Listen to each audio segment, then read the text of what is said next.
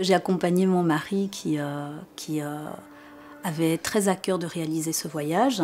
On y allait justement pour comprendre une situation et pour pouvoir par la suite témoigner de ce qu'on avait vu sur place en fait. Et ça, c'était vraiment important. L'une des étapes de notre parcours qui m'a le plus marquée est celle de la visite de la ville d'Hébron. Cette ville a été une expérience presque traumatisante parce que c'était une ville déserte, c'était une ville presque en état de siège, des militaires partout, des grillages à toutes les fenêtres et des enfants qui étaient derrière le grillage, qui regardaient la rue à travers une grille.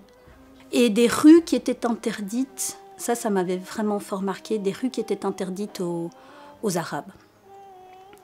Des rues de cette ville par lesquelles on ne pouvait pas passer si on était arabe. Pour moi, c'était quelque chose d'inconcevable, d'incompréhensible.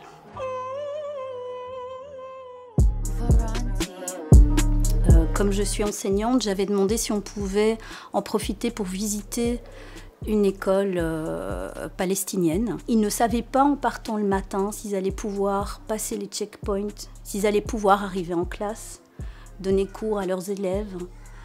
Pareil pour ces élèves qui venaient peut-être parfois de plus loin. On a d'autres personnes qui parviennent à dépasser toutes ces difficultés et qui survivent à tout ça et qui transmettent une culture, l'envie d'apprendre, l'envie d'avancer, de rencontrer l'autre, une véritable ouverture sur le monde, quoi. Là où à Hébron, tout est fermé. Donc c'était une de ces rues interdites aux Arabes, aux Palestiniens.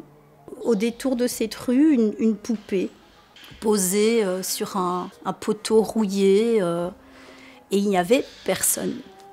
Qui l'avait posée là, pourquoi, quelle est son histoire, je ne sais pas. Mais je trouvais qu'il y avait comme une note d'espoir, une touche de couleur qui ressortait dans cette atmosphère extrêmement pesante, extrêmement grise, extrêmement lourde et triste dans la ville d'Hébron.